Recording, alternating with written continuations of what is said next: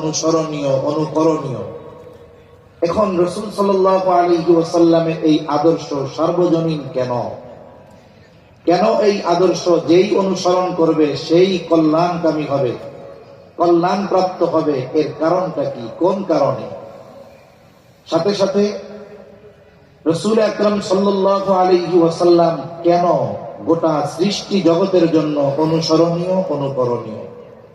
এই বিষয়টা সামনে রেখে আমি কয়েকটা পয়েন্টে অল্প কিছু কথা আপনাদের সাথে একটু মুযাকারা করব ইনশাআল্লাহ।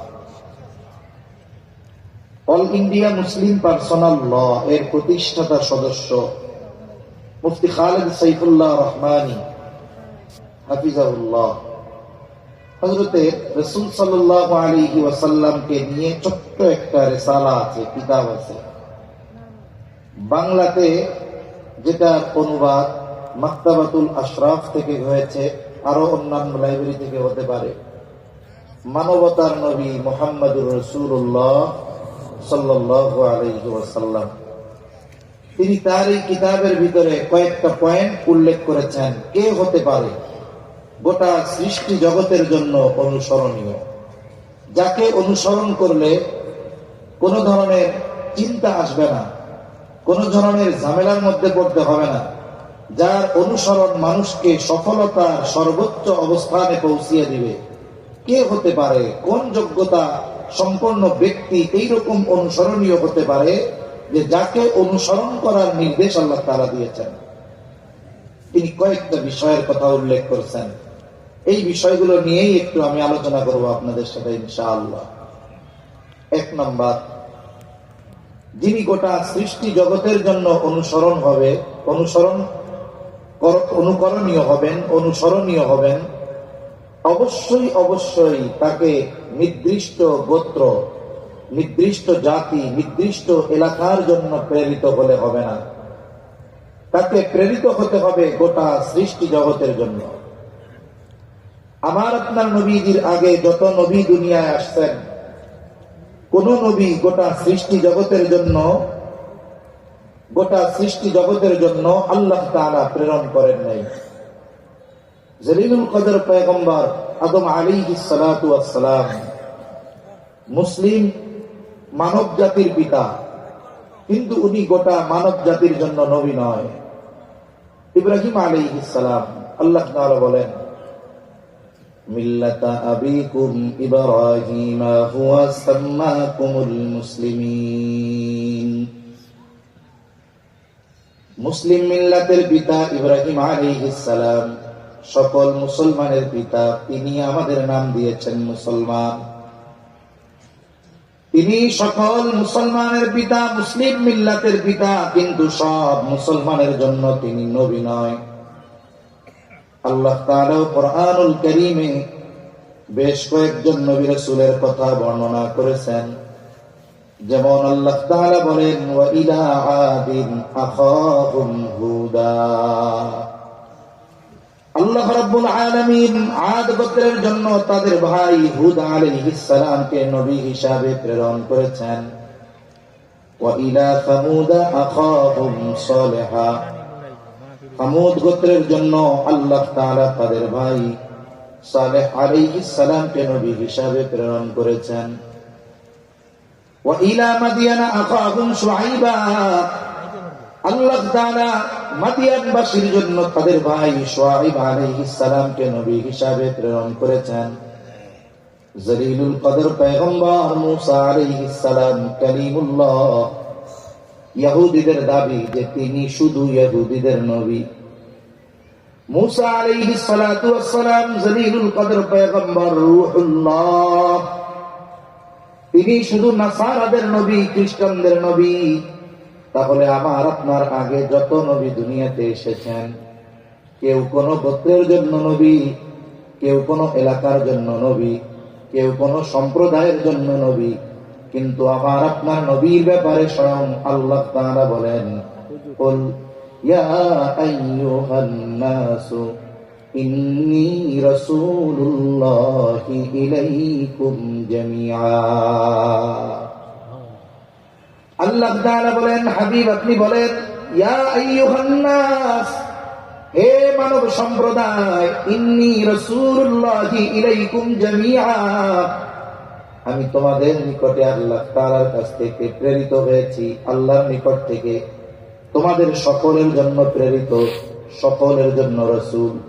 শুধু তাই না, আল্লাহ সুবহানাহু ওয়া তাআলা আমার আপনার নবীজির নবুয়ত, এটার বিস্তৃতি কত দূর দিয়েছেন।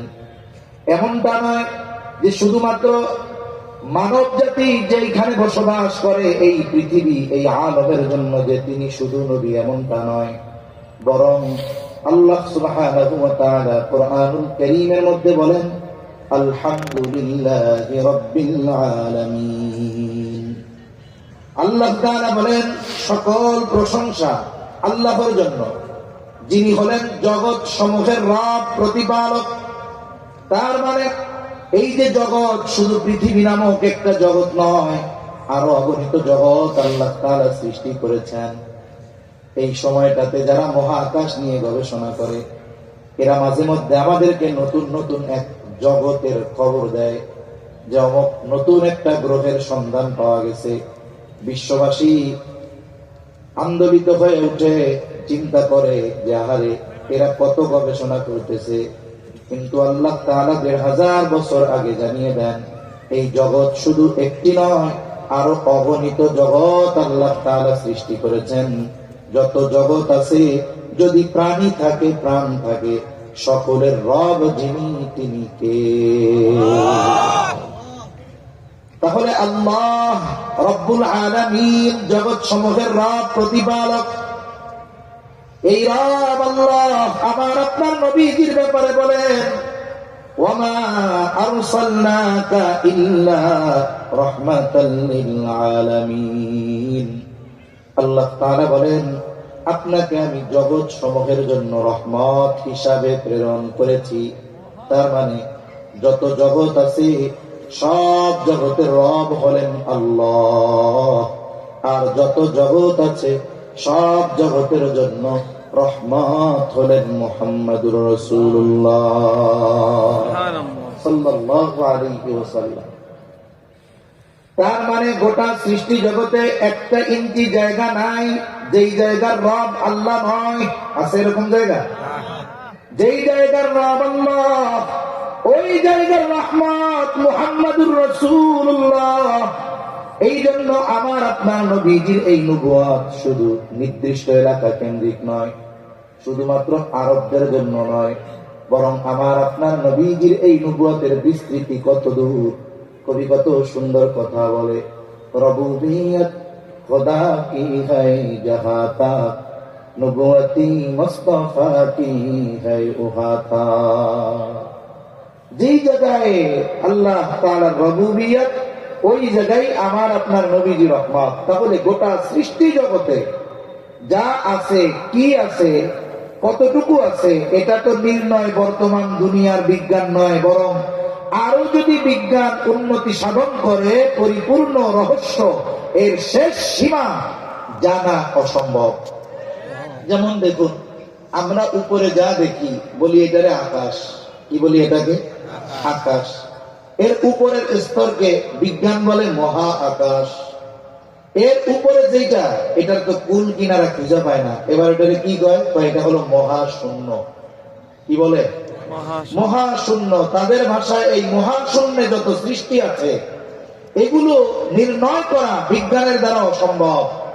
আল্লাহ তাআলা তাহলে আমার আপনার নবীজির এই নবুয়ত, আমার আপনার নবীজিকে কোন পর্যন্ত রহমত ঘোষণা করছে, এটা বোঝার মতো মাথায় তো আমাদের নেই। তাহলে আল্লাহ তাআলা আমার আপনার নবীজিকে গোটা সৃষ্টি জগতের জন্য প্রেরণ করেছেন। অতীতের যারা নবী, তাদের কাউকে আল্লাহ তাআলা গোটা সৃষ্টি জগতের জন্য প্রেরণ করেন নাই। তাহলে কোন ব্যক্তি যদি গোটা সৃষ্টি জগতের জন্য অনুসরণীয় হতে হয়, এক নাম্বার যেই গুণটা দরকার, আল্লাহ তাআলা আমার আপনার নবীজিকে ওই গুণটা পরিপূর্ণ দিয়েছে। দুই নাম্বার, যিনি গোটা সৃষ্টি জগতের জন্য অনুসরণীয়, অনুকরণীয় হবেন, তার জীবন একমুখী হলে হবে না, তার জীবন হতে হবে বহুমুখী। তার মানে মানব জীবনের যে কোনো সমস্যার সমাধান তার জীবনে পাওয়া যাবে। একমাত্র ব্যক্তি আমার আপনার নবী।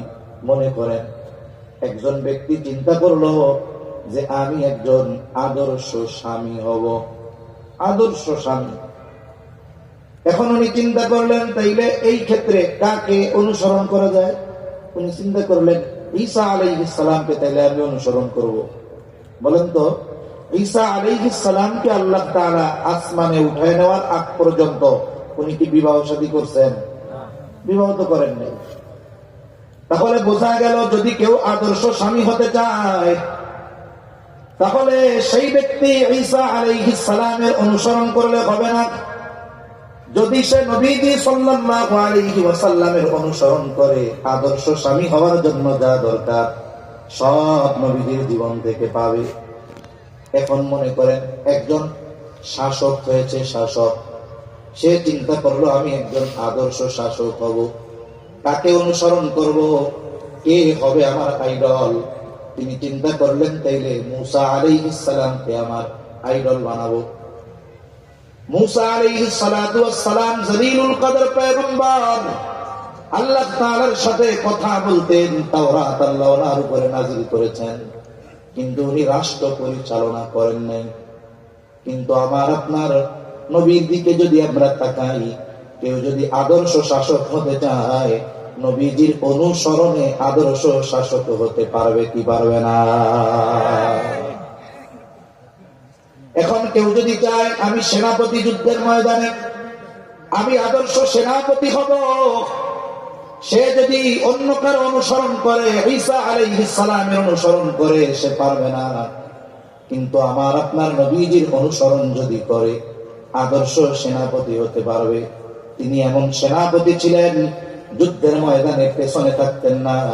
হযরত আনাস রাদিয়াল্লাহু তাআলা আনহু বলেন, যখন জিহাদের ময়দানে যাইতাম আমরা নবীজির ব্যাপারে সবচাইতে চিন্তিত হয়ে যাইতাম, কেননা তিনি সবচাইতে শত্রুদের কাছাকাছি হয়ে যাইতেন। তাহলে আদর্শ সেনাপতি যদি হতে হয় তাহলে নবীজির অনুসরণ, আদর্শ স্বামী হতে চাইলে নবীজির অনুসরণ, আদর্শ নেতা হতে চাইলে নবীজির অনুসরণ। যদি কেউ চায় আমি একজন আদর্শ ব্যবসায়ী হব, ব্যবসায়ী, আমার আপনার নবীজি এই পৃথিবীর সবচাইতে সফল ব্যবসায়ী। যদি নবীজি সাল্লাল্লাহু আলাইহি ওয়াসাল্লামের অনুসরণ করে তাহলে মানুষ আদর্শ ব্যবসায়ী হতে চাইলে সেটাও পারবে।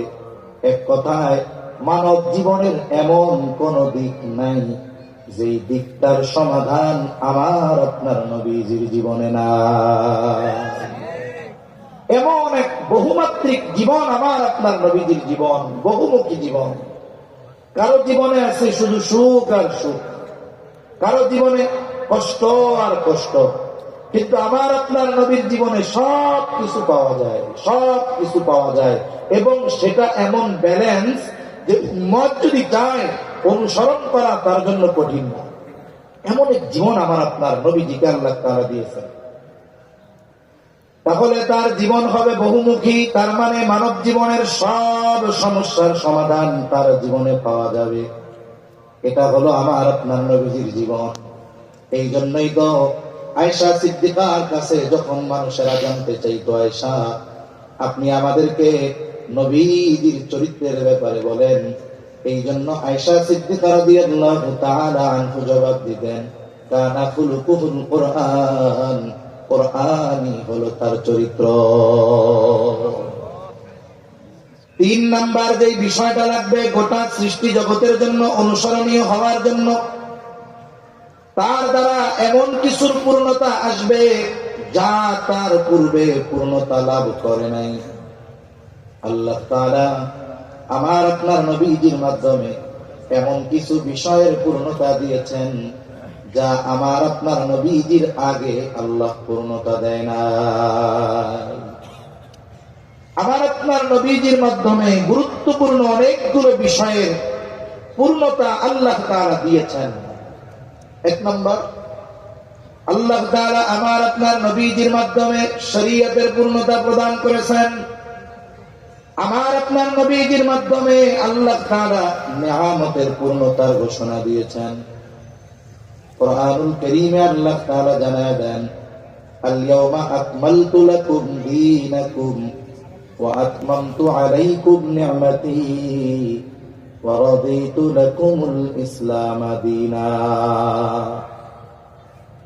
এই আয়াতের তাফসীরে আসছে একজন ইহুদি খলিফাতুল মুসলিমিন হযরত ওমর রাদিয়াল্লাহু তাআলা আনহুর কাছে গেছে, গিয়ে বলে, খলিফাতুল মুসলিমিন, আপনাদের কোরআনে এমন একটা আয়াত আছে যেটা আল্লাহ তাআলা আপনাদের নবীর উপরে নাজিল করেছে। যদি ওই আয়াত তাওরাতে নাজিল হইতো, মুসা আলাইহিস সালামের উপরে নাজিল হইতো, যেই দিন নাজিল হতো ওই দিনটাকে আমরা ঈদের দিন বানায় নিতাম।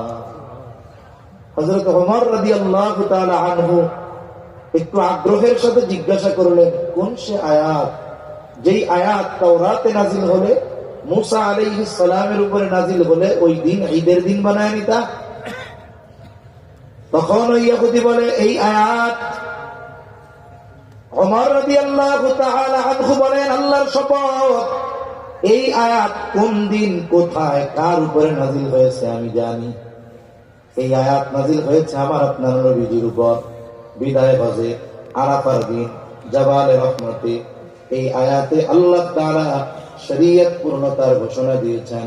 আল্লাহ তাআলা বলেন, আল-ইয়াওমা আকমালতু লাকুম দীনাকুম ওয়া আতমামতু আলাইকুম নি'মাতি। আল্লাহ তাআলা বলেন, আজ আমি তোমাদের জন্য তোমাদের দ্বীন পরিপূর্ণ করে দিলাম, তোমাদের জীবন ব্যবস্থাকে পূর্ণ করে দিলাম। এরপর আল্লাহ তাআলা বলেন, ওয়া আতমামতু আলাইকুম নি'মাতি, এবং তোমাদের জন্য আমার নিয়ামত সমূহ পরিপূর্ণ করে দিলাম। তার মানে আল্লাহ তাআলা শরীয়ত পূর্ণতার ঘোষণা দিলেন, সাথে সাথে নিয়ামতের পূর্ণতার ঘোষণা দিলেন। আর আমরা সবাই জানি আল্লাহর কাছে মনোনীত দিন, আমাদের যেই দিন, সেই দিনের নাম হলো ইসলাম। রাদিতু লাকুমুল ইসলাম দীনা। আমাদের জন্য ইসলামকে দিন হিসাবে আল্লাহ তাআলা নির্ধারণ করে দিলেন, মনোনীত করলেন। এখন আসুন, এই ইসলাম পরিপূর্ণ, নিয়ামত পরিপূর্ণ, বুজুর্গানে দ্বীনের কয়েকটা কথা শুনে। আল্লাহ রাব্বুল আলামিন দ্বীন পূর্ণতার পাশাপাশি নিয়ামত পূর্ণতার ঘোষণা কেন দিলেন? কথাটা কেমন যেন এমন, যেখানেই পরিপূর্ণ দ্বীন সেখানেই পরিপূর্ণ নিয়ামত। আমরা যদি আল্লাহর কাছ থেকে পরিপূর্ণ নিয়ামত চাই, তাহলে পরিপূর্ণ দ্বীন মানতে হবে। পরিপূর্ণ দ্বীন যদি মানি, তাহলে পরিপূর্ণ নিয়ামত লাভ করা যাবে। এজন্য অতীতেই যারা দ্বীনের উপরে মেনেছে চলেছে, আল্লাহ তাআলা ওই মানুষগুলোর জন্য নিয়ামত পরিপূর্ণ করে দিয়েছে। সমকালীন বা কাছাকাছি সময়ে যদি আমরা এর একটা দৃষ্টান্ত দেই, আপনারা সবাই কম বেশি জানেন, প্রায় 22 বছরের মতো, প্রায় 2 যুগের কাছাকাছি আমেরিকা এবং তার সহচরেরা মিলে, ন্যাটো জোট মিলে একটা দেশে 22 বছর, প্রায় 2 যুগের কাছাকাছি প্রত্যেকটা দিন ধ্বংসযজ্ঞ চালিয়েছিল। সেই দেশটার নাম হলো ইমারতে ইসলামিয়া। 22টা বছর তারা একযোগে আক্রমণ করছে। প্রতিদিন কোন না কোন জায়গায় বোম্বিং হয়েছে, বোমা হামলা হয়েছে, ধ্বংসযজ্ঞ তারা চালিয়েছে। কিন্তু একবার আল্লাহর বান্দা, তারা আল্লাহর উপরে দৃঢ় ঈমান আর আস্থা রেখে বর্তমান দুনিয়ার সবচেয়ে আধুনিক অস্ত্রধারীদের বিরুদ্ধে দাঁড়িয়ে গেছে। আল্লাহ সুবহানাহু ওয়া তাআলা তাদের বিজয় দান করছে। কেমন বিজয়? বলে রাতারাতি এই ন্যাটো জোট আমেরিকা সহ লেজ গুটিয়ে পালাতে বাধ্য হয়েছে এবং তাদের শর্ত মেনে চলে গেছে। যে শর্ত চাপায়া দিয়ে গেছে তারা, এখন যারা রাষ্ট্র পরিচালনার দায়িত্বে আছে তাদের শর্ত মেনে তারা পালাতে বাধ্য হয়েছে। এখন এই আল্লাহর বান্দারা এখন ক্ষমতায় আসলেন, তারা তাদের এই রাষ্ট্র পরিচালনা দুনিয়ার কোন রীতিনীতির আলোকে নয়, সর্বোচ্চ প্রচেষ্টা করতেছেন কোরআন এবং সুন্নাহর আলোকে তাদের এই রাষ্ট্র পরিচালনা করা। যখন আমেরিকা চলে গেছে ওই দেশ থেকে, কি করছে? ওই দেশের যে রিজার্ভ সব নিয়ে গেছে, একেবারে খালি হাতে তাদের হাতে ক্ষমতাটা তুলে দিয়েছে। ওরা মনে করছে 22টা বছর আমরা একেবারে ধ্বংসযজ্ঞে পরিণত করে ফেলছি, আবার যে রিজার্ভ ছিল সেটাও নিয়ে গেলাম। এখন যাদের হাতে ক্ষমতা দিয়েছি, গোটা বিশ্বের কারোর সাথে তাদের কানেকশন নাই। অল্প কয়েকদিন পরে মানুষ বলা শুরু করবে আগেই ভালো ছিলাম। কিন্তু বুঝতে হবে, যাদের হাতে এখন ওই রাষ্ট্র পরিচালনার দায়িত্ব, ওদের দুনিয়ার কারোর সাথে কানেকশন নাই, কিন্তু আরশে আজিমের মালিকের সাথে তাদের কানেকশন আছে না? যেখানে কানেকশন দরকার ওই জায়গায় তো আছে। শাসক যদি আমানতদার হয়, ন্যায়পরায়ণ হয়, আল্লাহ রাব্বুল আলামিন বরকত দেন। 3-4 বছর অতিবাহিত করতে পারে নাই, পৃথিবীর সব আন্তর্জাতিক গণমাধ্যমগুলো বলতেছে এই পৃথিবীতে অর্থনীতির অগ্রগতি, উন্নতি সবচাইতে বেশি ইমারতে ইসলামিয়া। কি হচ্ছে? বলে তারা আধুনিক গাড়ি আবিষ্কার করতেছে, আল্লাহ তাআলা বিভিন্ন ধরনের খনি তাদেরকে দিচ্ছে, ফসলের মধ্যে, জমিনের মধ্যে আল্লাহ তাআলা উর্বরতা দান করেছে। একটু চিন্তা করেন, কিছুই ছিল না, কিন্তু সময়ের সাথে সাথে অর্থনীতি বাড়তেছে। কেন? তারা শরীয়ত মানার চেষ্টা করতেছে। এই জন্য আল্লাহ তাআলা তাদের জন্য নেয়ামতকে ওপেন করে দিয়েছে। এজন্য বুজুর্গানে দিন বলেন, যেখানেই শরীয়ত সেখানেই নেয়ামত। শুধুমাত্র বাংলাদেশে যদি আমরা শরীয়ত মানতে পারি তাইলে নেয়ামত পাওয়া যাবে না। পৃথিবীর যেখানেই কোরআন সুন্নাহ অনুসরণ হবে, ওই জায়গায় আল্লাহ তাআলা নেয়ামত দিয়ে ভরপুর করে দিবে। কিন্তু আফসোসের বিষয়, আমাদেরও ব্যর্থতা। আমরা মানুষকে শরীয়তে ইসলামের প্রয়োজনীয়তা বুঝাইতে পারি না। আমাদের ব্যর্থতা কোথায়? এটা আমাদের ব্যর্থতা স্বীকার করতেছি। আমরা যখন ইসলামী শাসন ব্যবস্থার কথা বলি, খেলাফতের কথা বলি, তখন আমরা শুধু 2টা বিষয় বেশি হাইলাইট করি। কি বলি? বলি যে শোনেন, ইসলাম যদি আসে তাহলে চোরের হাত কেটে দেওয়া হবে, যারা ব্যভিচার করে এদেরকে পাথর মেরে হত্যা করা হবে। এখন দেশে তো অধিকাংশ চোর আর ওই বদ অভ্যাসের লোক, এরা মনে করে ইসলাম যদি আসে তাইলে হাতও নাই, জীবনও নাই। অথচ কি জানেন, সাধারণ মানুষ যেটা চায় ইসলামও ওইটা চায়। আচ্ছা, আমরা কি কেউ দুর্নীতি চাই? শুধু দুর্নীতি মুসলমানরা চায় না, অমুসলিমরা চায়। তার মানে যত মানুষ আছে কেউ দুর্নীতি চায় না, বলে ইসলামও তো দুর্নীতি চায় না। এই যে সম্প্রতি সময়ে খুনোখুনি, রাহাজানি, ডাকাতি, ছিনতাই এগুলো বাড়ছে, এগুলো কি আমরা কেউ চাই? বলে ইসলামও তো এটা বন্ধ করতে চায়। একের পর এক যদি উদাহরণ দেওয়া হয় লম্বা সময় দেওয়া যাবে। মূল কথা হলো, সাধারণ মানুষ যারা, এদের চাওয়া যেটা, এইটা পূরণ করতে পারে একমাত্র ইসলাম, এছাড়া সম্ভব নয়। এখন বলতে পারেন হুজুর দুনিয়ার অনেক সিস্টেম আছে, এরা কি দুর্নীতি বন্ধ করতে পারবে না? কয় সিস্টেমটাই তো দুর্নীতিওয়ালা। এখন আপনি যদি চিন্তা করেন প্রস্রাব দিয়ে নাপাকি দূর করবেন, তাহলে কি দূর হবে? আপনি পায়খানা লাগছে কাপড়ে, ধোয়ার জন্য পরিষ্কার করবেন, চিন্তা করলেন প্রস্রাব দিয়ে ধুয়ে ফেলি, পায়খানা দূর হবে, কিন্তু পবিত্রতা আসবে? সিস্টেমটা এরকম। তাহলে ইসলাম যেটা চায় এটা সাধারণ মানুষও চায়। এখন কথা কইল, যদি ইসলাম প্রতিষ্ঠা হয়ে যায়, এই শাসন ব্যবস্থা প্রতিষ্ঠা হয়, চ্যালেঞ্জ দিয়ে বললাম, চুরিও হবে না, জেনাও হবে না, কারণ ইসলাম চুরি বন্ধ করার পদ্ধতি গ্রহণ করবে। চুরি যেই কারণে হয় ওই কারণগুলো দূর হয়ে যাবে, জেনা ব্যভিচার যেই কারণে হয় ইসলাম কারণগুলো দূর করে দিবে। তার মানে ইসলাম যদি প্রতিষ্ঠা হয়, জেনা তারপরে চুরি এগুলো অটোমেটিকলি বন্ধ হয়ে যাবে। আর এই সিস্টেমে আইন কঠিন হবে, জেনা ব্যভিচার বন্ধ হবে না। কয়েক বছর আগে আপনারা জানেন, মধ্যে খুব ধর্ষণের অপরাধ বেড়েছিল। ওই সময় সারা দেশের মানুষ একযোগে আন্দোলন করছে যে ধর্ষকের সর্বোচ্চ শাস্তি মৃত্যুদণ্ড চাই। এর আগে রাষ্ট্রীয়ভাবে আইন ছিল ধর্ষকের সর্বোচ্চ শাস্তি যাবজ্জীবন।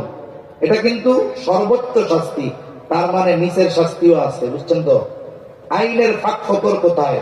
এখন বিজ্ঞ আদালত যদি চায়, বিচারক যদি চায়, একজন ব্যক্তির বিরুদ্ধে বলা হয়েছে, অভিযোগ এসেছে উনি ধর্ষণ করছে, প্রমাণিত হয়েছে, এখন বিচারক যদি বলে যাও তোমার 6 মাসের জেল, কিছু করার আছে? তার মানে সর্বোচ্চ শাস্তি ছিল যাবজ্জীবন।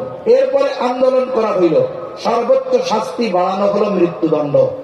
এই মৃত্যুদণ্ড সর্বোচ্চ শাস্তি, এই আইন পাশের পর দেশে আর জেনা ব্যভিচার নাই, আছে? আমার তো মনে হয় আরো বেড়েছে, ঠিক কিনা বলেন? তাহলে কি হলো দেখুন, যে সর্বোচ্চ শাস্তি মৃত্যুদণ্ড, এই রায় হওয়ার পরেও, এই আইন হওয়ার পরেও এই অপরাধ কমে নাই। কেন? কারণ ধর্ষণ হওয়ার, ধর্ষক তৈরি হওয়ার যে রাস্তা, এই রাস্তা এখন পর্যন্ত বন্ধ হয় না। এই জন্য ইসলামের সিস্টেমটা কি? ইসলাম যখন কোন জিনিসকে নিষিদ্ধ করে, ইসলাম যখন কোন জিনিস হারাম করে, বলে ওই হারাম পর্যন্ত পৌঁছানোর যত রাস্তা, সব রাস্তাগুলো ইসলাম বন্ধ করে দেয়। এখন বলেন, রাস্তা যদি বন্ধ হয়ে যায়, ওই পর্যন্ত পৌঁছানোর সুযোগ আছে? তাইলে তো চুরিও হবে না, ধর্ষণও হবে না, হাতও কাটা হবে না, পাথর মেরেও মানুষকে হত্যা করা লাগবে। তবে সমস্যা হলো, কিছু মানুষের তো সমস্যা হবে, এই জন্যই তারা ইসলামের ব্যাপারে ভয় আমাদের দেখায়। তা আমার এক কথা থেকে অন্যদিকে অনেক দূর চলে গেলাম। তাহলে আল্লাহ তাআলা আমার আপনার নবীজির মাধ্যমে 1 নাম্বার পূর্ণতা দিয়েছেন শরীয়তের। এজন্য ইসলাম পূর্ণাঙ্গ এক জীবন ব্যবস্থা, এমন পূর্ণাঙ্গ জীবন ব্যবস্থা কিয়ামত পর্যন্ত এটার আপডেট প্রয়োজন হবে না। বলে এই জীবন ব্যবস্থা এমন, যেই যুগ আসবে সেই যুগের সাথেই এটা প্রযোজ্য হবে। এই জন্য যারা বলে শরীয়ত এটা মধ্যযুগীয় শাসন ব্যবস্থা, যদি কেউ বলে শরীয়ত এটা অকার্যকর, আমি বলি তোমার ঈমানটাও বাতিল হয়ে গেছে। এরকম বলা লোক অনেক আছে না, যে এটা হলো ওই যুগে চলছে, এখন চলে না। ইসলাম সর্বযুগে আপডেট, যেই যুগে যখন যেরকম দরকার, ইসলামের মধ্যে সেই যুগের পরিপূর্ণ সমাধান রয়েছে। তাহলে 2 নম্বর, আল্লাহ তাআলা আমার আপনার নবীজির মাধ্যমে পূর্ণতা দিয়েছেন নেয়ামতের। পরিপূর্ণ নেয়ামত পাবার শর্ত হলো পরিপূর্ণ শরীয়ত। 3 নম্বর, আমার আপনার নবীজির মাধ্যমে আল্লাহ তাআলা পূর্ণতা দিয়েছেন নবুয়তের। আমার আপনার নবীজির মাধ্যমে নবুয়তের পূর্ণতার কথা আল্লাহ তাআলা ঘোষণা করে দিয়েছেন। আল্লাহ তাআলা বলেন, মা কানা মুহাম্মাদুন আবা আহাদিম মির রিজালিকুম ওয়ালাকিন রাসূলুল্লাহি ওয়া খাতামান নবিয়্যিন। আল্লাহ তাআলা বলেন, মুহাম্মদ সাল্লাল্লাহু আলাইহি ওয়াসাল্লাম তোমাদের কোন পুরুষের পিতা নন, ওয়ালাকিন রাসূলুল্লাহ তিনি হলেন আল্লাহর রাসূল, ওয়া খাতামান নবিয়্যিন তিনি হলেন শেষ নবী। তাহলে আমার আপনার নবী শেষ নবী, এই ঘোষণা কার? আরো জোরে বলেন না কার? আমার আপনার নবীদের পরে ছায়া নবী, জিল্লি নবী, যে নবী হোক, কোন নবী নাই। বলতে পারে অনেকে, কয় ঈসা আলাইহিস সালাম আসবে দুনিয়ায়, বলে ঈসা আলাইহিস সালামের এটা হবে পুনরাগমন, মূল আগমন হয়ে গেছে। একটা উদাহরণ দিলে এটা বুঝতে আরো সহজ হবে। মনে করেন হযরত এইখানে এশার নামাজের পর পরই আসছেন, এই জায়গায় হয়তো 15-20 জন লোক ছিল, বা কম ছিল বা বেশি ছিল। হযরত কিছু সময় থেকে চলে গেছেন, যখন গেছেন হয়তো 20, 25, 30 জন লোক আসতে মাত্র শুরুতে আসতেছে। উনি চলে যাওয়ার পর মনে করেন এখন আসলেন, এখন মনে করেন কয়েক শত মানুষ এখানে হয়ে গেছে। তা যারা এখন আসছে এরা কি মনে করবে যে হযরত মনে হয় এখনই আসছে? কিন্তু বলেন তো, এটা কি ওনার এখনের আগমন নাকি পুনরাগমন? মূল আগমন তো আগে হয়েছে, এরপরে আসছেন, এটা পুনরাগমন। তার মানে মধ্যের এই অনুপস্থিতি এটা ওনার যেই মূল আগমন এটাকে বাতিল করার কোন সুযোগ রাখে না। ঈসা আলাইহিস সালামের দুনিয়ায় আগমন হয়ে গেছে, আল্লাহ তাআলা ওনারে উঠায় নিয়েছেন, আল্লাহ তাআলা আবার শেষ জামানায় পাঠাবেন, উনি আবার মাতৃগর্ভ থেকে আসবেন না। ওনার আগমন যেই বয়সে আল্লাহ উঠায় নিয়েছেন উপরে, ওই বয়সেই তিনি দুনিয়ায় আবার আসবেন। তার মানে ওটা ওনার মূল আগমন নয়, প্রথম আগমন নয়। মূল আগমন প্রথম আগমন হয়ে গেছে, ওটা হবে ওনার পুনরাগমন। তিনি আসবেন, তবে ওনার উপরে যেই কিতাব নাজিল হয়েছে ইনজিল, পুনরায় আগমন করে উনি ইনজিলের দাওয়াত দিবেন না, উনি খ্রিস্ট ধর্মের দাওয়াত দিবেন না, তিনি কোরআনের দাওয়াত দিবেন, তিনি ইসলামের দাওয়াত দিবেন। এই জন্য আমার আপনার নবীর পরে ওই দিক দিয়ে কোন নবী আর দুনিয়ায় আসবে না, নতুন করে কোন নবীকে আল্লাহ তাআলা দুনিয়ায় আর পাঠাবেন না। এই বিষয়টাকেই ইসলাম বিদ্বেষী যারা আছে, বিশেষ করে বাংলাদেশের প্রত্যন্ত অঞ্চলগুলোতে সরল মনা মুসলমানদেরকে এই বিষয়টাই উল্টা পাল্টা বুঝায়া ঈমান হরণ করার এক মিশনে তারা নেমে গিয়েছে। আর এইটার টেন্ডারবাজি ওই খ্রিস্টান মিশনারির সাথে যোগ দিছে আর এক গ্রুপ, যারা হলো কাদিয়ানী। মুসলমানের লেবাস ধারণ করে মুসলমানদের মধ্যে ঢুকে মুসলমানদের ঈমান সূক্ষ্মভাবে হরণ করে নিচ্ছে, বোঝার উপায় নাই। এমনকি মাঝে মধ্যে খবরে পত্রিকায় দেখি যে কাদিয়ানী, খ্রিস্টান মিশনারির, খ্রিস্ট ধর্মের অনুসারী এইরকম লোক বছরের পর বছর মসজিদে ইমামতি করে যাচ্ছে, ধরার উপায় নেই, কত সূক্ষ্ম ষড়যন্ত্র।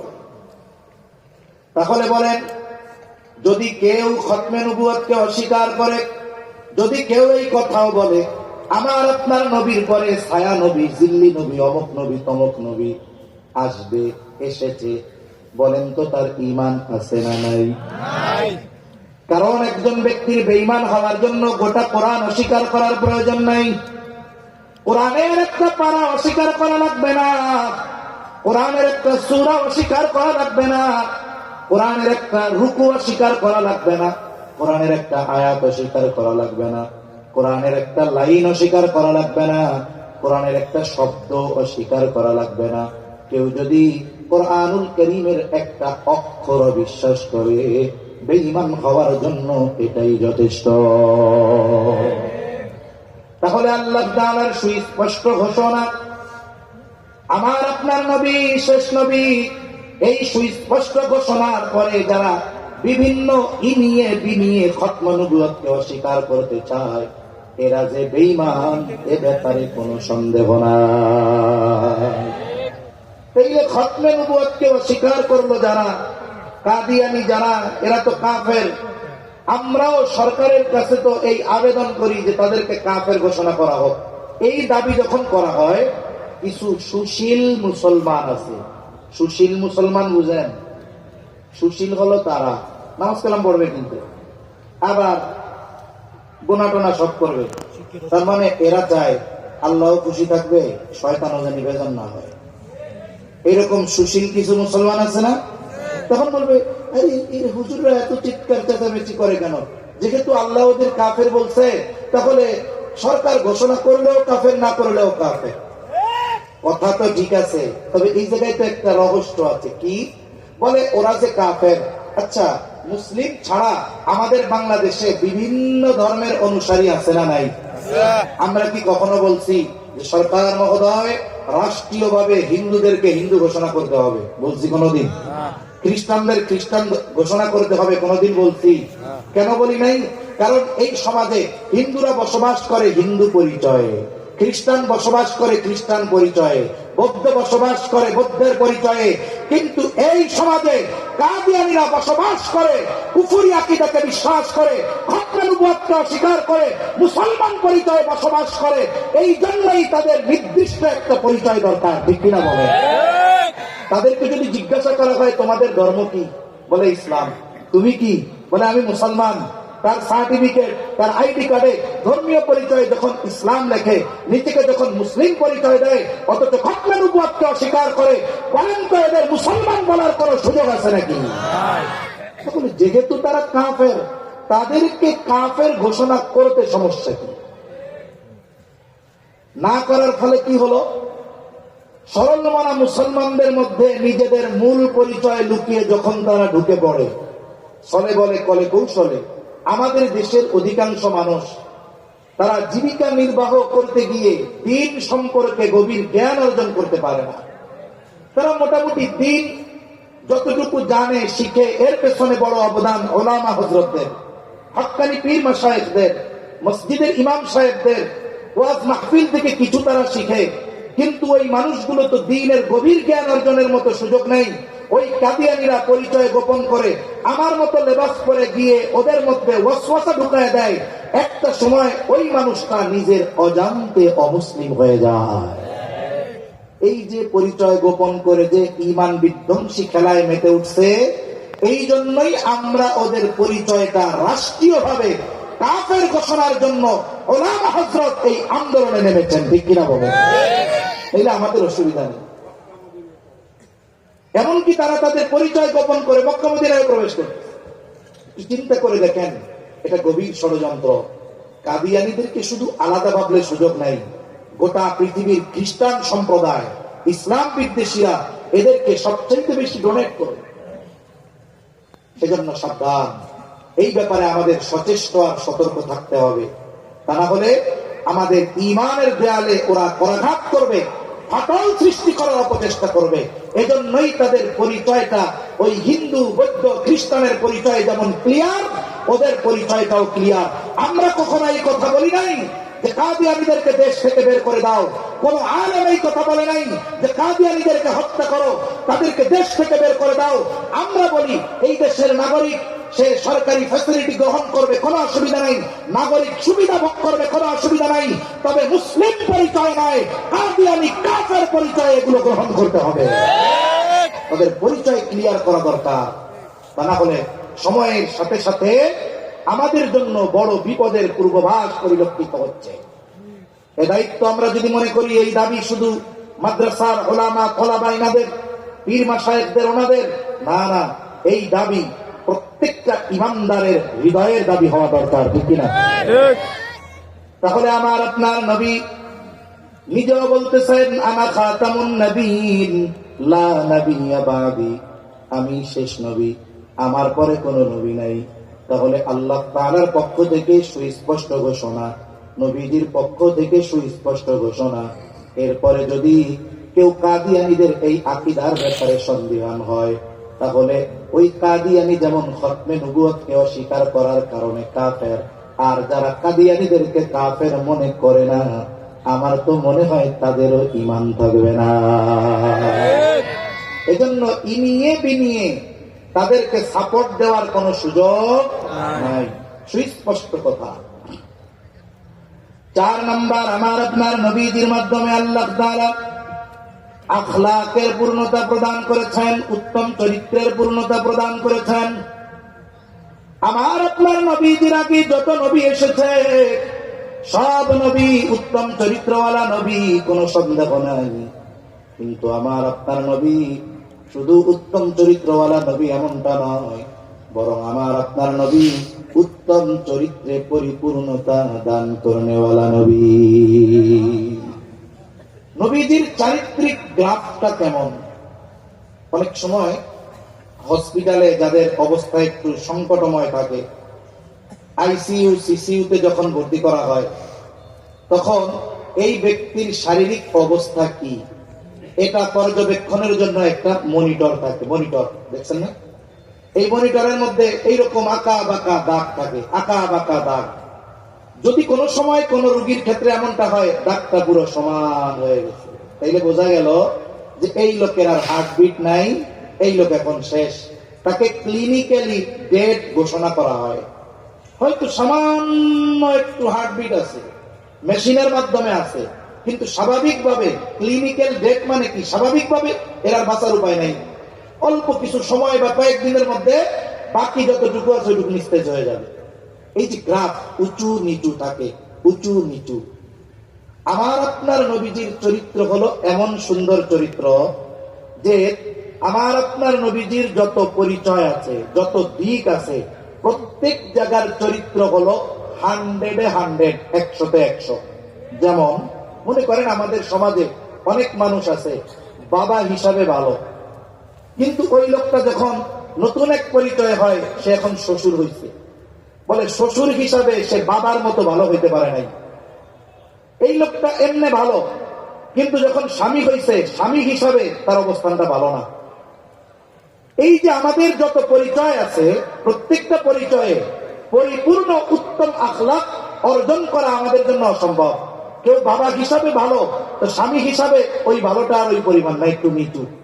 কিন্তু আমার আপনার নবীজি যত পরিচয় আছে, হোক সেটা পারিবারিক পরিচয়, হোক সেটা সাহাবায়ে কেরামের সাথে পরিচয়, হোক সেটা আত্মীয়তার পরিচয়, হোক সেটা শাসনের সাথে, রাষ্ট্র পরিচালনার সাথে, যত ধরনের পরিচয় আমার আপনার নবীজির আছে, প্রত্যেক জায়গায় আমার আপনার নবী সর্ব উত্তম চরিত্রের অধিকারী। সুবহানাল্লাহ।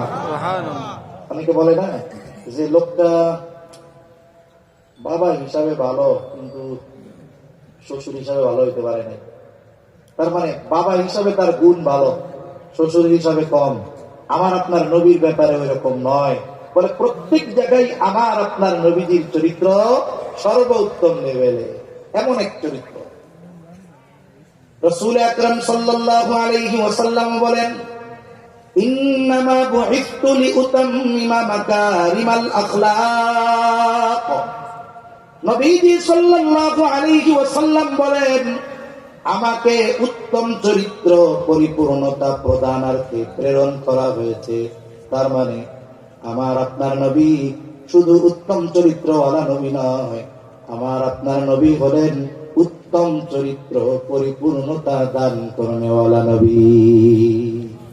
এজন্যই আমার আপনার নবীজির চরিত্র কেমন, আল্লাহ রাব্বুল আলামিন আমার আপনার নবীজির চারিত্রিক সত্যায়ন প্রদান করে বলেন, ওয়া ইন্নাকা লাআলা খুলুকিন আযীম। আপনি মহান চরিত্রে অধিষ্ঠিত। আবার এমনটা ভাবার সুযোগ নাই যে এই চরিত্র আমার আপনার নবীজি নবুয়তির পরে অর্জন করেছেন, এমনটা নয়। বরং আমার আপনার নবীর এই উত্তম চরিত্র নবুয়তির আগেই আল্লাহ তাআলা দান করেছে। একটা মানুষকে আঘাত করার জন্য, একটা মানুষকে মানুষের কাছে খারাপ বানানোর জন্য, মানুষ থেকে বিচ্ছিন্ন করার জন্য সবচাইতে বড় অস্ত্র বুলেট নয়, সবচাইতে বড় অস্ত্র হলো তার চরিত্রের উপরে আঘাত করা। এখানে দেখবেন যুগে যুগে ইসলাম বিদ্বেষীরা যখন কোন ব্যক্তির মাধ্যমে দ্বীনের খেদমত বেশি হয়, ইসলামের পক্ষে যার কণ্ঠ বলিষ্ঠ হয়, এদেরকে এই ধরনের অপবাদ দিয়ে মানুষ থেকে বিচ্ছিন্ন করে ফেলতে চায়। ঠিক কিনা বলেন? আমরা নিকট অতীতে দেখছি না, দেখেছি না এই ধরনের বিষয়? কিন্তু কাফেররা দেখুন আমার আপনার নবীজিকে বারবার হত্যার অপচেষ্টা করেছে, বারবার হত্যার অপচেষ্টা করেছে। কিন্তু সিরাতের কোন কিতাবে এটা পাওয়া যায় না যে তারা আমার নবীজির চরিত্রের ব্যাপারে অপবাদ দিয়েছে, এটা পাওয়া যাবে না। কাফেররা আমার আপনার নবীজির চরিত্রের ব্যাপারে অপবাদ দেওয়ার দুঃসাহস কখনো করে নাই, বারবার হত্যার অপচেষ্টা করেছে, বিশেষ করে নবীজির থেকে মানুষদেরকে দূরে সরানোর জন্য। কাফেররা আমার আপনার নবীজির ব্যাপারে 4টা শব্দ বেশি ব্যবহার করত। কয়টা শব্দ? 1 নাম্বার বলতো মুহাম্মদ পাগল, মুহাম্মদ কবি, মুহাম্মদ গণক, মুহাম্মদ জাদুকর সাল্লাল্লাহু আলাইহি ওয়াসাল্লাম। এই 4টা বিষয় নবীজির ব্যাপারে তারা বেশি ব্যবহার করত। কোরআনে আল্লাহ তাআলা বিভিন্ন জায়গায় এই বিষয়গুলো জানাইছেন। নবীজি সাল্লাল্লাহু আলাইহি ওয়াসাল্লাম যখন প্রকাশ্যে দাওয়াত দেওয়া শুরু করলেন আল্লাহ তাআলার নির্দেশে, কাফেররা এবার চিন্তা করলো যে মুহাম্মদ নতুন এক জীবন ব্যবস্থা নিয়ে আসছে, নতুন এক ধর্ম নিয়ে আসছে, এই বিষয়টা যেন মানুষের কাছে না ছড়ায়, এজন্য কি করা যায়? তারা চিন্তা করলো হজের মৌসুমে তো পৃথিবীর বিভিন্ন প্রান্ত থেকে মানুষজন আসবে, আর মুহাম্মদ যদি তার এই কথাগুলো মানুষদেরকে বলে, মানুষরা যদি তার কথায় প্রভাবিত হয়ে তার দিকে ধাবিত হয়, এই কারণে মানুষদেরকে সতর্ক করা দরকার। এই জন্য কাফেররা প্ল্যান করছে হজের সময় একেবারে 4 দিক দিয়ে প্রবেশের 4 রাস্তার মুখে, মক্কায় প্রবেশের একবারে মুখে, রাস্তার মুখে প্রতিনিধি নিয়োগ করে দিচ্ছে। মনে করেন পশ্চিম দিক দিয়ে যারা আসতেছে, রাস্তার মুখে লোক দাঁড়ানো, মানে পশ্চিম দিয়ে যারা আসবে ওই পথ ছাড়া মক্কায় আর ঢুকতে পারবে না। ওই জায়গায় একদল দাঁড়া করে দিছে। তাদের দায়িত্ব হলো এই পথে যারা আসবে তাদেরকে আমার আপনার নবীজির ব্যাপারে সতর্ক করবে। যারাই আসে তারাই বলে, তাদেরকেই তারা সতর্ক করে দেয়, শোনো মক্কায় একজন লোক আছে তার নাম মোহাম্মদ, খবরদার তার কাছে যাবা না, তার কোনো কথা শুনবা না, সে কিন্তু জাদুকর। উত্তর দিকে আর এক গ্রুপ দাঁড় করা দিচ্ছে। ওই দিক দিয়ে যারাই আসে কাফেরদের প্রতিনিধিরা তাদেরকে বলে, শোনো মক্কায় একজন লোক আছে তার নাম মোহাম্মদ, খবরদার তার কথা শুনবা না, দ্বারের কাছে যাইবা না, সে কিন্তু একজন গণক। পূর্ব দিক দিয়ে যারা আসে প্রতিনিধি দাঁড়ানো, তাদেরকে এলান করে সতর্ক করে দেয়, শোনো মক্কায় একজন লোক আছে তার নাম হলো মোহাম্মদ, সে কিন্তু পাগল, খবরদার তার দ্বারের কাছে যাবা না, কথা শুনবা না। দক্ষিণ দিক দিয়ে যারা আসে প্রতিনিধি দল তাদের কানে পৌঁছায় দেয়, শোনো মক্কায় একজন লোক আছে তার নাম মোহাম্মদ, খবরদার সে কিন্তু একজন কবি, তার কথা শুনবা না, কাছে যাইবা না। একটু চিন্তা করে দেখেন, এই মানুষেরা পৃথিবীর বিভিন্ন প্রান্ত থেকে আসতেছে, কেউ চিনত না মোহাম্মদকে। কাফেররা চিন্তা করছিল দূরে সরাবে, আর আল্লাহ তাআলার সিস্টেম কত নিখুঁত, যেই ঢুকছে সবার কানে একই আওয়াজ, মোহাম্মদ মোহাম্মদ। আল্লাহ তাআলার মিডিয়ার সিস্টেম দেখছেন? হ্যাঁ, কিভাবে গোটা পৃথিবীর আনাচে কানাচে মুহূর্তের ভিতরে নবীজির নাম পৌঁছায় গেছে। এখন মানুষের অভ্যাস কি? আল ইনসানু হারিসুন আলা মা মুনিয়া, সবাই তো মানা করছে যাইও না কাছে। এখন সবার দিলের অবস্থা হলো যাইতে মানা করছে কি, তারে আগে দেখতে হবে সে কে। এবার সবাই মিলে খুঁজে, কইরে মোহাম্মদ মোহাম্মদ, মানে এক গুঞ্জন সৃষ্টি হয়ে গেছে, চলো তারে খুঁজে। এখন একজন যায় জাদু দেখতে, একজন যায় কবিতা শুনতে, আর একজন যায় গণক মনে কইরা হাত দেখাইতে, আর একজন যায় পাগল মনে কইরা পাগল দেখতে। কিন্তু বলেন তো, আমার আপনার নবীজি জাদুকর নাকি? আমার আপনার নবীজি গণক নাকি? আমার আপনার নবীজি পাগল নাকি? আমার আপনার নবীজি কবি নাকি? কিছুই তো না।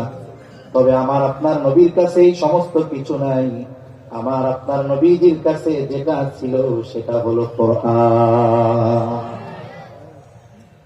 নবীজির কাছে যেই যাইতো নবীজি তারে কোরআন শোনায় দিতেন।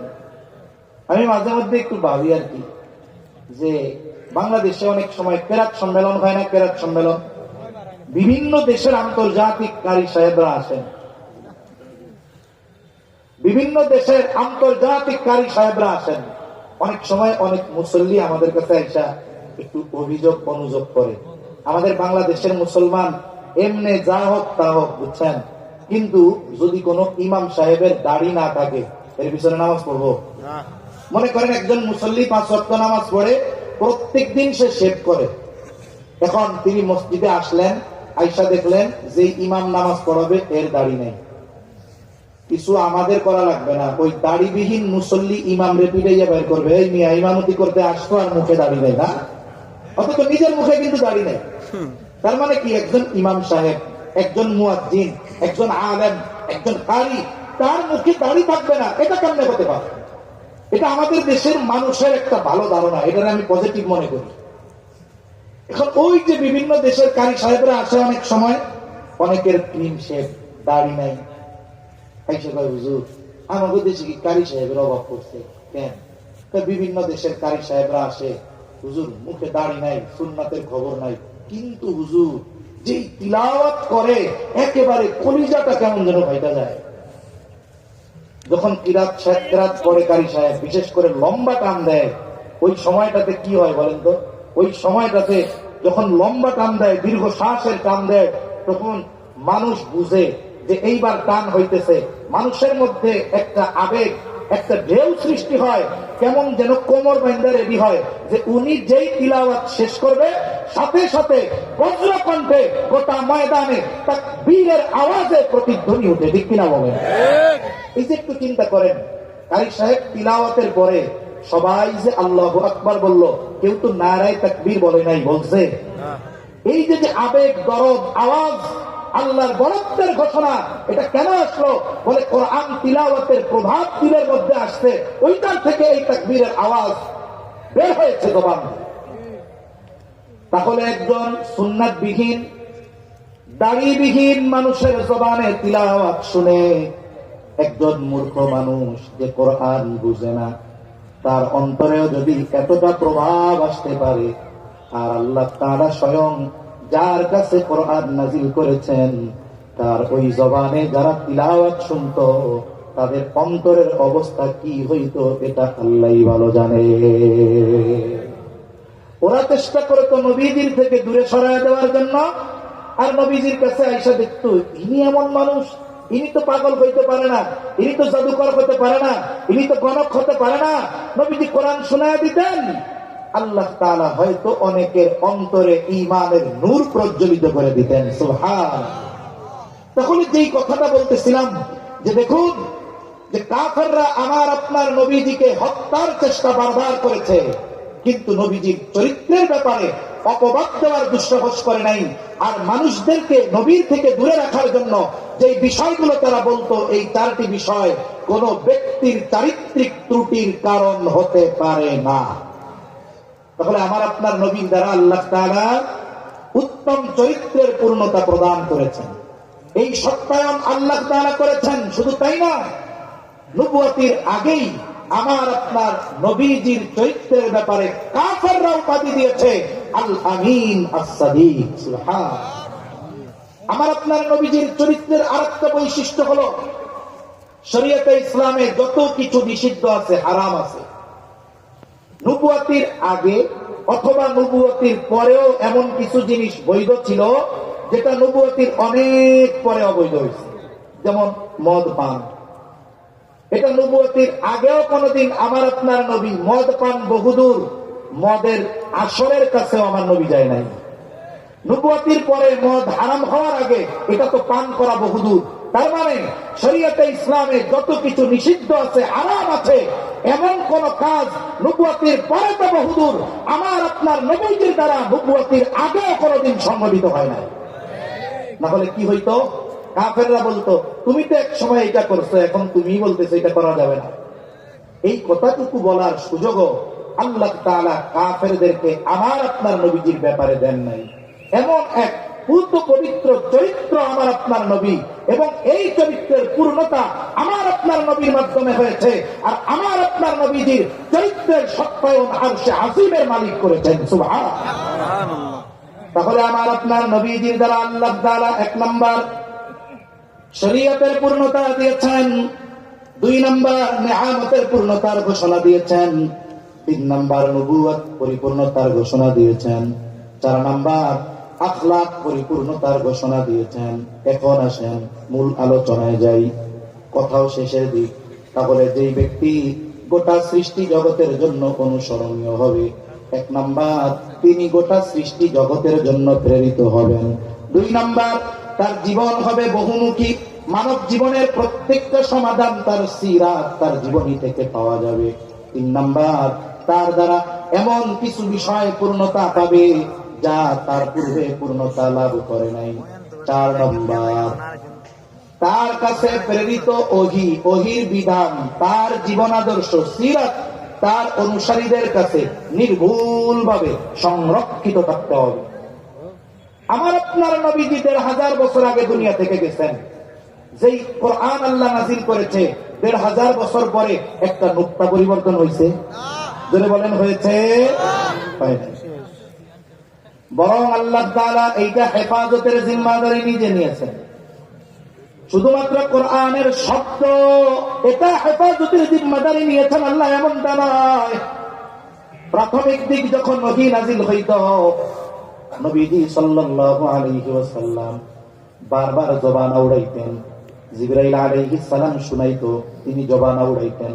চিন্তা করতেন যদি কোনোটা ছুটে যায়, ভুলে যাই, আল্লাহ তাআলা বলেন লা তুহাররিক বিহি লিসানাকা লিতা'জালা বি ইন্না আলাইনা জামআহু ওয়া কুরআনা ফাইযা ক্বরা'নাহু ফাত্তাবি' কুরআনা সুম্মা ইন্না আলাইনা বায়ানা। আল্লাহ তাআলা আমার আপনার নবীজিকে বলেন আপনি তাড়াহুড়ো করবেন না, এইভাবে জবান উড়াবেন না, বলে এটা আপনি ভুলেও যাবেন না, ছুটেও যাবে না, বরং এই কোরআন সংরক্ষণ করার দায়িত্ব আমি আল্লাহ।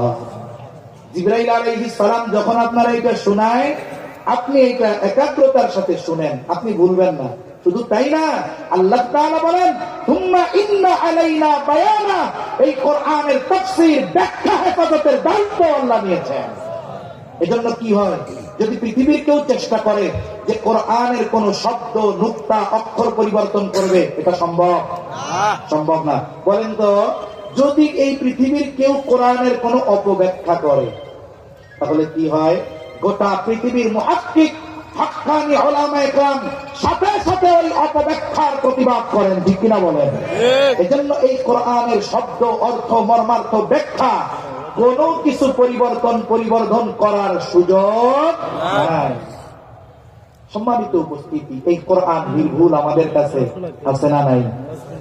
এর আগে বড় বড় কিতাব যেগুলো নাজিল হয়েছে, তাওরাত, ইনজিল, জবুর, যাদের উপরে নাজিল হয়েছে, ওই সমস্ত আম্বিয়া আলাইহিমুস সালাম দুনিয়া থেকে যাওয়ার পর 100 বছর লাগে নাই, 100 বছর লাগে নাই, কয়েক বছরের মধ্যে পরিবর্তন কইরা সব নিজেদের মন মতো বানায়। এজন্য গোটা পৃথিবী খুঁজে তাওরাত, জবুর, ইনজিলের একটা নির্ভুল কপি পাওয়া যাবে? তাহলে আল্লাহ তাআলা আমার আপনার নবীর উপরে যেই ওহী নাযিল করেছেন, নির্ভুলভাবে আমাদের কাছে আছে তো? দ্বিতীয় বিষয়, তার অনুসারীদের কাছে তার আদর্শ, তার জীবন আদর্শ, সিরাত নির্ভুলভাবে আসতে হবে। এখন আসেন, আমাদের এই উম্মতের কাছে নবীজি সাল্লাল্লাহু আলাইহি ওয়াসাল্লামের কথা, নবীজি সাল্লাল্লাহু আলাইহি ওয়াসাল্লামের যেই বাণী নির্ভুলভাবে আছে না নাই?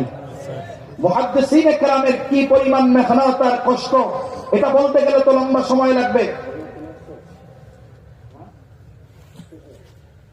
আমি শেষ করে দিচ্ছি তো, বাকি বাজাইছে, চলে আসছে মনে হয়।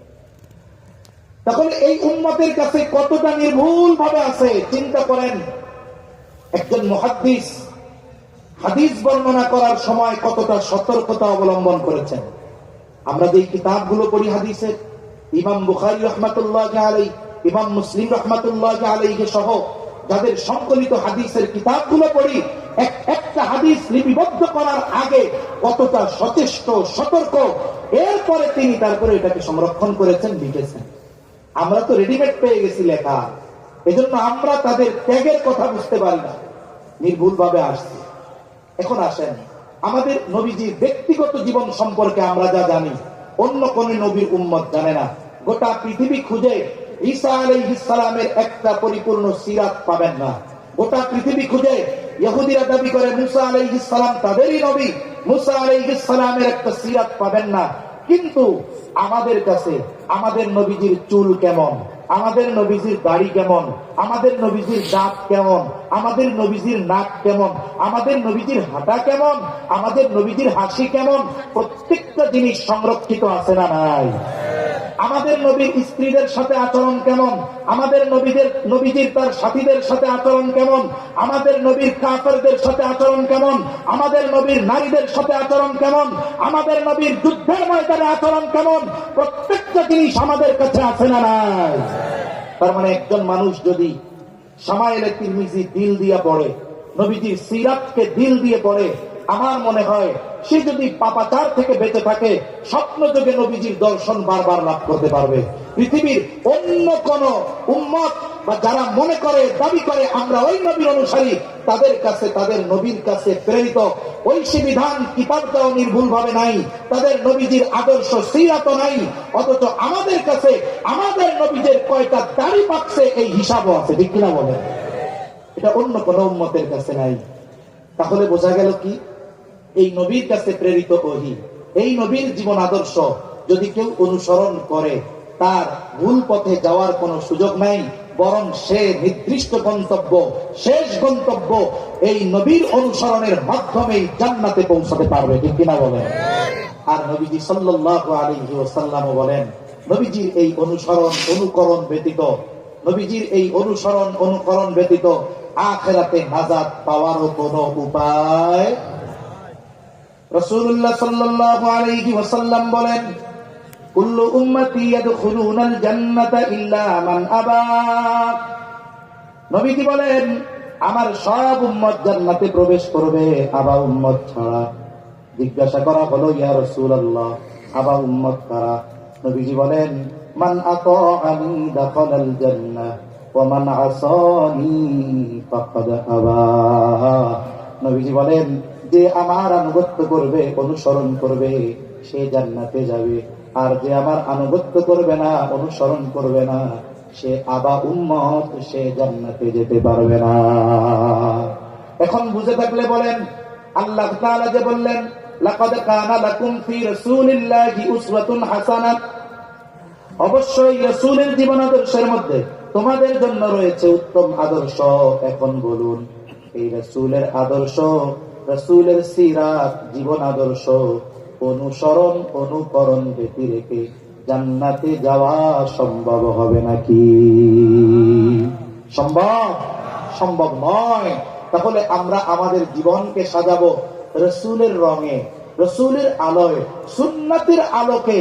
আপনি যদি জীবন সাজাতে পারি, তাহলে এই জীবন হবে এক আদর্শ জীবন, যেই জীবন হবে পবিত্র জীবন, যেই জীবন দুনিয়ায় যেমন পবিত্রতা লাভ করবে, আখিরাতেও এই জীবন জান্নাত পর্যন্ত পৌঁছায়া যাবে। ঠিক কিনা বলেন? তাহলে আমরা রাসূলের জীবন আদর্শ অনুসরণ করবো তো ইনশাআল্লাহ। আমরা যদি রাসূলের সূরতে নিজেদেরকে সুসজ্জিত করি, রাসূলের সুন্নাতের আলোকে জীবন সাজাই, এই শানের রিসালাত সম্মেলন থেকে প্রত্যেকবার যদি একটা সুন্নাতের আমল আমরা করি, তাহলে দেখা যাবে জীবনে অনেকগুলো সুন্নাত বাস্তবে পরিণত হবে। আর এই সুন্নাত এমন এক পথ, এটাই তো জান্নাতের পথ। তাই আল্লাহ তাআলা আমাদের সকলকে রাসূলের জীবন আদর্শের আলোকে আমাদের জীবন সাজানোর তৌফিক দান করেন। জবান খুলে বলি আমিন। জবান খুলে বলি আমিন। ওয়া আখিরু দাওয়ানা আলহামদুলিল্লাহি রাব্বিল আলামিন। আসসালামু আলাইকুম ওয়া রাহমাতুল্লাহি ওয়া বারাকাতুহু।